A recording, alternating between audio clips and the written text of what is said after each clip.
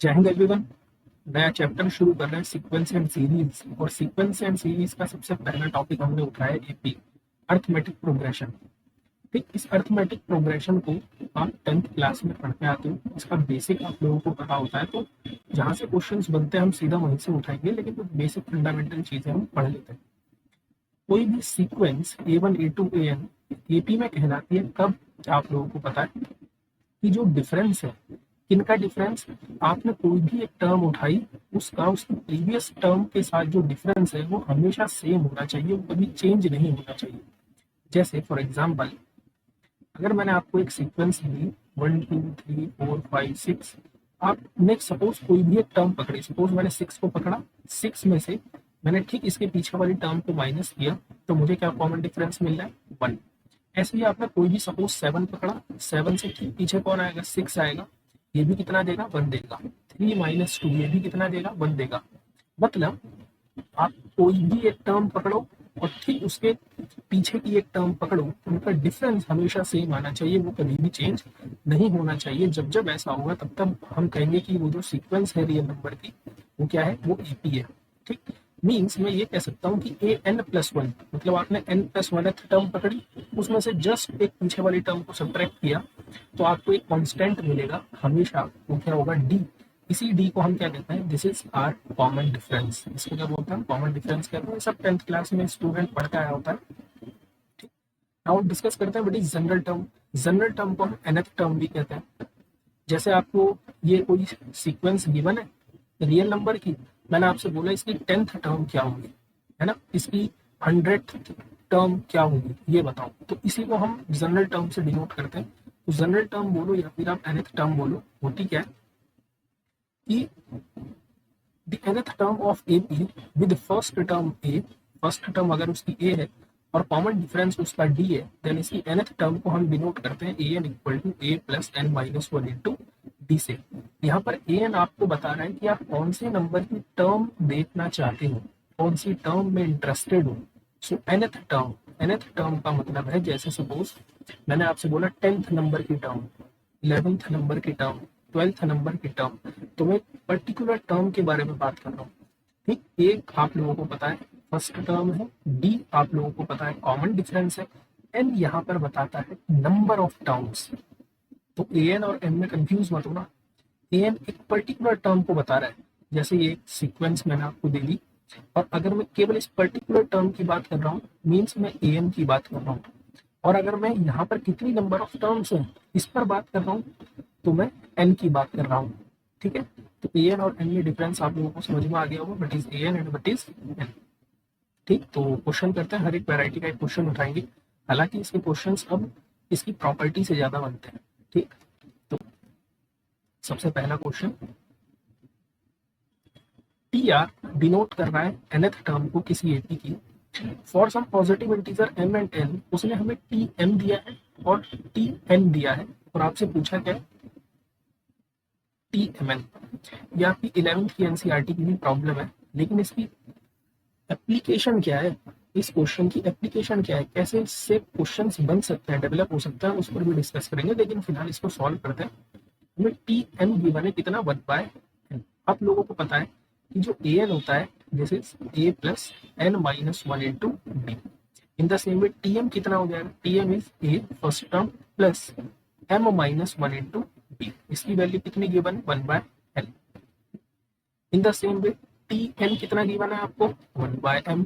T n होगा क्या, t n is a plus n minus 1 into d, this is 1/m। तो suppose ये मेरे पास इक्वेशन नंबर सेकंड, ये मेरे पास इक्वेशन नंबर फर्स्ट है, दोनों को सब्ट्रैक्ट करवाते हैं, 1 माइनस सेकंड, तो ये हो जाएगा a plus m minus 1 into d, इसमें से माइनस करना है मुझे, a plus n minus 1 into d equals to 1/m minus 1/m. ठीक, so we have a plus m minus 1 into d minus a minus n minus 1 into d. इधर LCM ले लेते हैं, we have m minus n upon mn. a से a cancel out हो जाएगा, इन दोनों term से हम d को कॉमन ले लेते हैं, सो d हमने कॉमन लिया, we have m minus 1 और इस माइनस साइन के अंदर मल्टीप्लाई होगी, minus n plus 1 equal to m minus n upon mn. ठीक, सो 1 से 1 कैंसिल आउट हो जाएगा। So what we have d m minus n equals to m minus n upon mn। So यहाँ से d की जो वैल्यू आ गई, देखो इस mn से ये mn वाला factor cancel out, 1 upon mn। ठीक, आपको कॉमन डिफरेंस मिल गया। नाउ इस कॉमन डिफरेंस को आप किसी भी एक इक्वेशन में पुट कर दो, चाहे आप इक्वेशन नंबर 1 में रखो, चाहे आप इक्वेशन नंबर 2 में रखो। तो मैं फर्स्ट इक्वेशन में डाल देता हूँ इसे। So we have a plus m minus 1 और d की जगह कितना आ जाएगा, 1 upon mn equals to 1 by n। ठीक, सो यहाँ से a की वैल्यू कितनी आ जाएगी, 1 upon n minus m minus 1 upon mn। LCM कितना आ जाएगा आपका, mn एलसीएम आ जाएगा। इधर बचेगा m माइनस m प्लस 1, इससे ये कैंसिल आउट। सो अगेन यहाँ से a की वैल्यू कितनी आ गई, 1 अपॉन m। ठीक, तो आपको a मिल गया, d मिल गया। उसने आपसे पूछा क्या, व्हाट इज tmn, तो tmn क्या होगा, a plus mn minus 1 into d. A भी आपने निकाला 1 upon mn plus mn minus 1 और डी भी कितना निकाला, 1 अपॉन mn। सो डिनोमिनेटर दोनों का सेम है, तो एलसीएम यही चीज आ जाएगी और ऊपर वाली चीज एज इट इज ऐड हो जाएगी, mn minus 1। So we have 1। That means जो कि mn टर्म है वो कितनी आ गई, 1।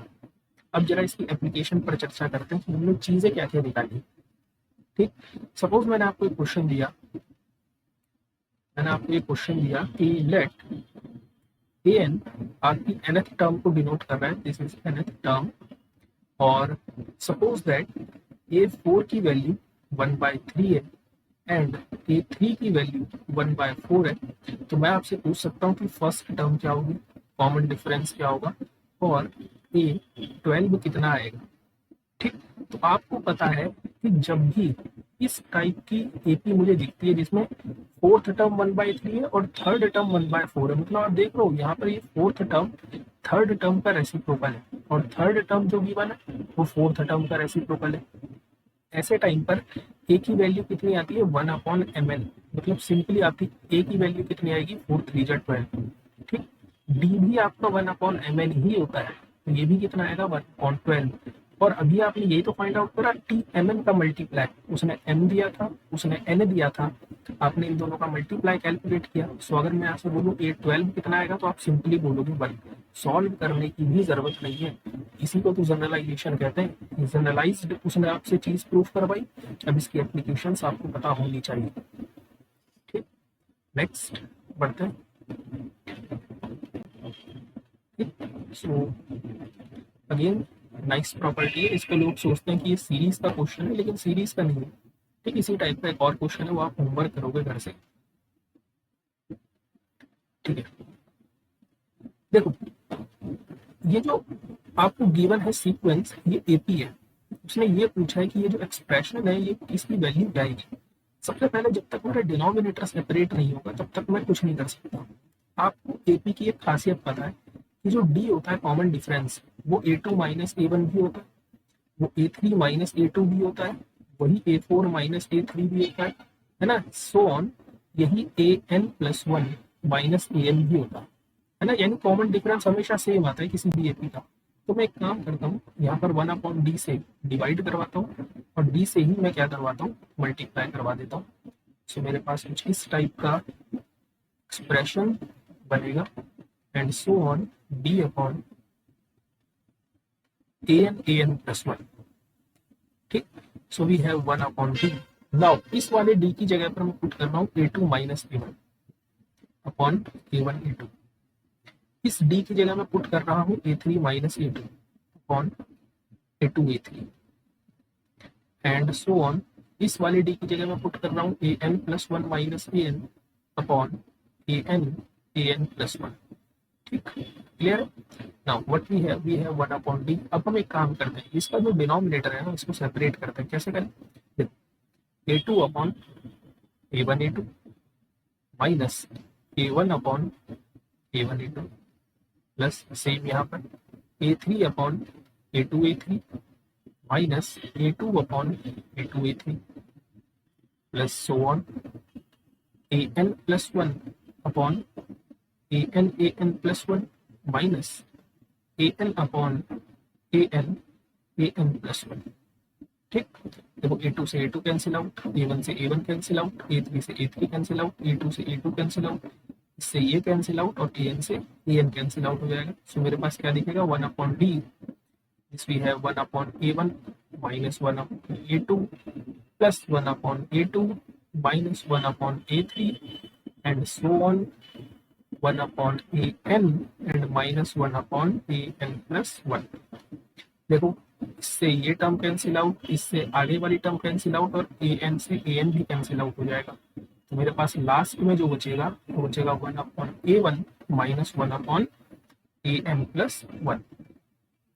एलसीएम ले लेते हैं, तो एलसीएम लेते ही मेरे पास दिखेगा AN plus 1 minus A1 upon A1 AN plus 1।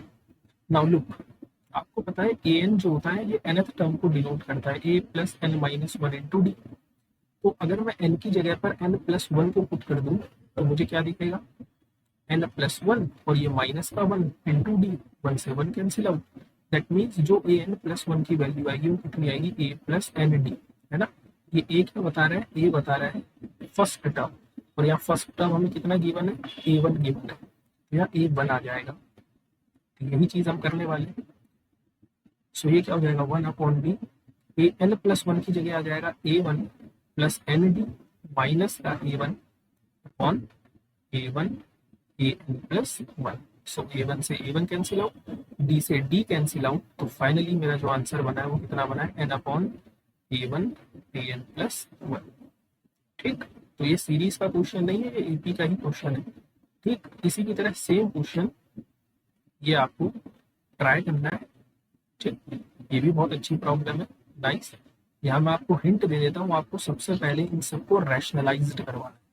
Rationalised करवाने के बाद आप क्या करोगे, कॉमन डिफरेंस से मल्टीप्लाई, कॉमन डिफरेंस से डिवाइड। ठीक, ना कुछ प्रॉपर्टी के ऊपर डिस्कस कर लेते हैं एपी की और एनडीए का। ऐसा कोई सा भी ईयर का पेपर नहीं होगा जिसमें उसने उसकी प्रॉपर्टी पर बेस्ड क्वेश्चन नहीं पूछे होंगे, और हर एक प्रॉपर्टी पर क्वेश्चन पूछता है, ऐसा नहीं पर्टिकुलर प्रॉपर्टी को ही पकड़ा हुआ है उसने।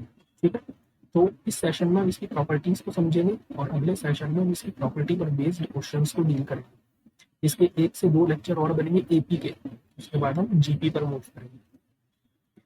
तो सबसे पहली प्रॉपर्टी क्या कह रहा है कि कोई भी सीक्वेंस अगर आपको दे दी वो एपी में तभी होगी जब उसकी nth टर्म लीनियर फैक्टर में होगी n के, मतलब n में लीनियर दिखनी चाहिए। दैट मीन्स अगर मैंने आपसे बोला कि सपोज मेरे पास एक एपी है जिसकी जो nth टर्म है ना वो 3n² प्लस 2 है, तो आप देखते ही इसको मना कर दोगे कि ऐसी nth टर्म पॉसिबल ही नहीं है, क्योंकि एपी में ये तभी बनेगी जब वो n में कैसी हो, लीनियर, मतलब n की पावर 1 होनी चाहिए। ठीक, सेकंड, कोई भी एपी जो आपको गिवन है, suppose A1 A2 A3 A4 so on AN plus 1, suppose ये मेरे पास कोई एपी गिवन है, तो ये क्या कह रहा है, ये कह रहा है जो इसकी फर्स्ट टर्म और लास्ट टर्म होगी, मतलब A1 प्लस AN, ये जो होगा ये सेम होगा A2 प्लस AN माइनस 1 के, ये सेम होगा A3 प्लस AN माइनस 2 के, एंड सो ऑन। इस प्रॉपर्टी को कहते हैं कि कोई भी सीक्वेंस की टर्म जो होती है ये इक्वी डिस्टेंस होती है, इनका जो सम होता है वो इक्वी डिस्टेंस होता है। सम इक्वी डिस्टेंस का मतलब है कि आपने फर्स्ट टर्म और लास्ट टर्म को पकड़ा, इनका सम किया, वो एग्जैक्टली वही आएगा जो आपने सेकेंड टर्म और सेकेंड लास्ट टर्म का सम किया। ऐसे ही वो थर्ड टर्म और लास्ट से थर्ड टर्म का सम जो आएगा। इसके क्वेश्चंस मैं आपको करवाऊंगा तो मैं सम ऑफ एपी पर बढ़ूंगा, ठीक, क्योंकि क्वेश्चन बना हुआ है एनडीए में इस पर बेस्ड। नेक्स्ट, कोई भी 3 नंबर, इससे तो भर भर के क्वेश्चन पूछे हैं, कोई भी 3 नंबर ABC आपके एपी में एक ही शर्त पर होता है, जब बीच वाले नंबर का ट्वाइस बाकी दोनों नंबर के एडिशन के बराबर हो जाए। क्लियर है ये बात? इस प्रॉपर्टी पर और इस प्रॉपर्टी पर भी पिछली बारी क्वेश्चन पूछा हुआ है कि अगर किसी भी कांस्टेंट नंबर को आपने ऐड किया या सब्ट्रैक्ट किया किसी एपी में, तो जो अगेन आपको एपी मिलेगी वो भी, जो अगेन आपको एक सीक्वेंस मिलेगी वो भी क्या होगी, वो भी एक एपी ही होगी, जिसका कॉमन डिफरेंस सेम ही होगा, चेंज नहीं होगा। अब प्रॉब्लम यह है कि हर एक स्टूडेंट को इसकी प्रॉपर्टीज पता होती है, लेकिन एप्लीकेशन क्या है, एप्लीकेशन हमें यूज करनी आनी चाहिए, तभी तो हम इसका यूज करेंगे। कि हमने कोई भी कांस्टेंट क्वांटिटी ऐड कर ली, सब्ट्रैक्ट कर ली, इसका यूज कहाँ करें, तो सब डिस्कस करेंगे, आपको टेंशन लेने की कोई भी जरूरत नहीं है। नेक्स्ट फिफ्थ वन, कि अगेन अगर आपने किसी भी नंबर से, लेकिन वो नंबर कैसा होना चाहिए, वो नंबर नॉन जीरो होना चाहिए। ऐसा नहीं आपने जीरो से ही मल्टीप्लाई करवा दिया। तो अगर आपने किसी भी एपी में किसी नॉन जीरो नंबर से मल्टीप्लाई करवाया या फिर डिवाइड करवाया, सपोज वो नॉन जीरो नंबर के है, तो जो रिजल्टिंग सीक्वेंस मिलेगी आपको, यानी जो आपने मल्टीप्लाई करवाया तो आपको एक सीक्वेंस मिलेगी, आपने डिवाइड करवाया तो भी आपको एक सीक्वेंस मिलेगी, वो भी एक एपी ही होगी, लेकिन अब की बार उसका कॉमन डिफरेंस चेंज हो जाएगा। अगर आपने मल्टीप्लाई करवाया है तो जो नई सीक्वेंस मिली है उसका कॉमन डिफरेंस कितना हो जाएगा, के इंटू डी, और अगर डिवाइड करवाया है तो उसका कॉमन डिफरेंस कितना हो जाएगा, के अपॉन डी। ठीक, तो ये कुछ प्रॉपर्टीज है एपी की जो आपको अपने माइंड में रखनी है। इस पर बेस्ड क्वेश्चन करेंगे हम नेक्स्ट सेशन में, क्योंकि ऐसा होता है ना कि लेक्चर लंबा हो जाता है, लेंथी, और स्टूडेंट बोर हो जाता है, तो बोरियत नहीं लानी है। आप प्रॉपर तरीके से नोट्स बनाओ, एक भी क्वेश्चन आपका डिफेंस का छूटेगा नहीं किसी भी टॉपिक से, क्योंकि हर एक वेराइटी को कवर करेंगे। तो मिलता है नेक्स्ट सेशन में, तब तक के लिए जय हिंद जय भारत।